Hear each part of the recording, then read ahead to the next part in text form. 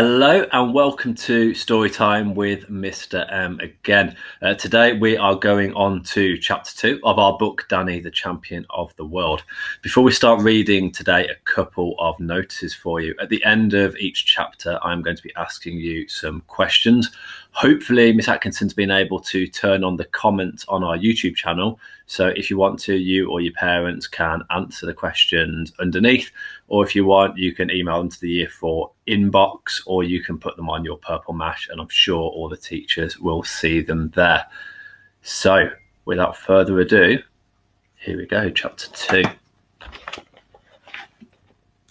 Chapter 2, The Big Friendly Giant. There we go. My father, without the slightest doubt, was the most marvellous and exciting father any boy ever had. Here is a picture of him. Picture you just saw. There we go. You might think, if you didn't know him well, that he was a stern and serious man. He wasn't. He was actually a wildly funny person. What made him appear so serious was the fact that he never smiled with his mouth. He did it all with his eyes. He had brilliant blue eyes, and when he thought of something funny, his eyes would flash, and if you looked carefully, you could actually see a tiny little golden spark dancing in the middle of each eye, but the mouth never moved. I was glad my father was an eye smiler. It meant he never gave me a fake smile, because it's impossible to make your eyes twinkle if you aren't feeling twinkly yourself. A mouth smile is different. You can fake a mouth smile anytime you want, simply by moving your lips. I've also learned that a real smile always has an eye smile to go with it, so watch out. I say, when someone smiles at you with his mouth, but the eyes stay the same, it's sure to be bogus.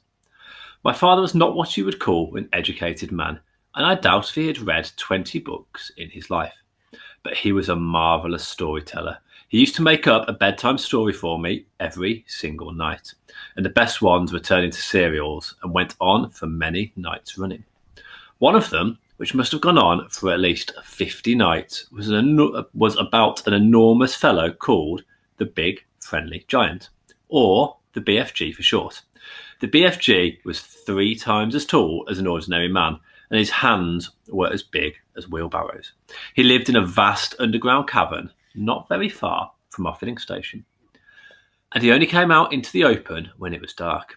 Inside the caravan, he had a powder factory where he made more than 100 different kinds of magic powder. Occasionally, as he told his stories, my father would stride up and down, waving his arms and waggling his fingers, but mostly he would sit close to me on the edge of my bunk and speak very softly. The Big Friendly Giant makes his magic powders out of the dreams that children dream when they are asleep, he said. How? I asked. Tell me how, Dad. Dreams, my love, are very mysterious things. They float around in the night air like little clouds searching for sleeping people. Can you see them? I asked. Nobody can see them. Then how does the Big Friendly Giant catch them? Ah, my father said, that is the interesting part. A dream, you see, as it goes drifting through the night air, makes a tiny little buzzing, humming sound, a sound so soft and low it is impossible for ordinary people to hear. But the BFG can hear it easily.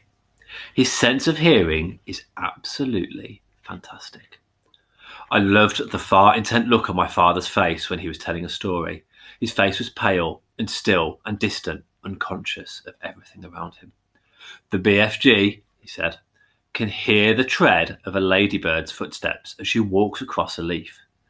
He can hear the whisperings of ants as they scurry around in the soil, talking to one another.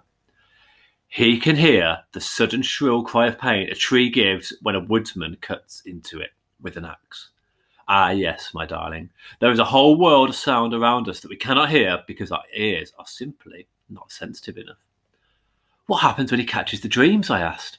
He imprisons them in glass bottles and screws the tops down tight, my father said. He has thousands of those bottles in his cave. Does he catch the bad dreams as well as good ones? Yes, my father said. He catches both, but he only uses the good ones in his powders. What does he do with the bad ones? He explodes them. It's impossible to tell you how much I love my father. When he was sitting close to me on my bunk, I would reach out and slide my hand into his, and then he would fold his long fingers around my fist, holding it tight. What does the BFG do with his powders after he has made them? I asked. In the dead of night, my father said, he goes prowling through the villages searching for houses where children are asleep. Because of his great height, he can reach windows that are 1 and even 2 flights up. And when he finds a room with a sleeping child, he opens his suitcase. His suitcase, I said. The BFG always carries a suitcase and a blowpipe, my father said. The blowpipe is as long as a lamppost. The suitcase is for the powders, so he opens a suitcase and selects exactly the right powder. And he puts it into the blowpipe, and he slides the blowpipe in through the open window, and puff, he blows. The powder goes in the room and floats around, and then the child breathes it in. And then what? I asked. And then, Danny, the child begins to dream a marvellous and fantastic dream. And when the dream reaches its most marvellous and fantastic moment, then the magic powder really takes over. And suddenly the dream is not a dream any longer, but a real happening. And the child is not asleep in bed, but he's fully awake and he's actually in the place of the dream and he's taking part in the whole thing. I mean, really taking part in real life. More about that tomorrow. It's getting late. Good night, Danny. Go to sleep. My father kissed me, and then he turned down the wick of the little paraffin lamp until the flame went out. He seated himself in front of the wood stove, which now made a lovely red glow in the dark room. Dad, I whispered. What is it? Have you ever actually seen the big friendly giant?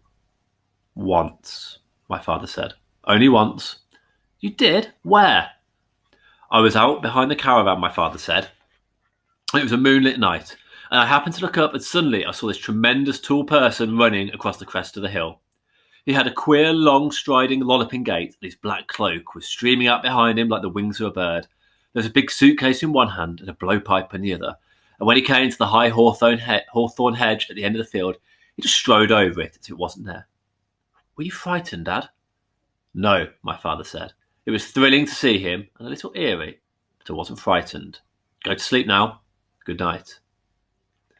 And that is the end of chapter 2.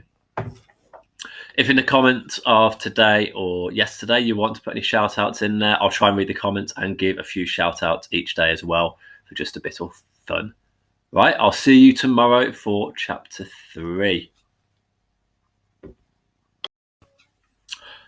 So, me again. After recording that, I realised I'd forgotten to ask you the questions I had written for chapter 2. So I've made a second video and just added it on the end there. So the questions for chapter 2 are, if you can answer them. What was the name of chapter 2? Question 2. What made Danny's dad seem so serious? Question 3. What was the name of Danny's dad's story? Should be an easy one if you're familiar with the work of Roald Dahl from before. Question 4. What did Danny ask his dad when he had blown out the lamp just as he was going to bed? And the final question on chapter 2. How many times did Danny's dad see the character from the story? Okay, I'm going to say goodbye again for a second time, and I will see you tomorrow. Bye.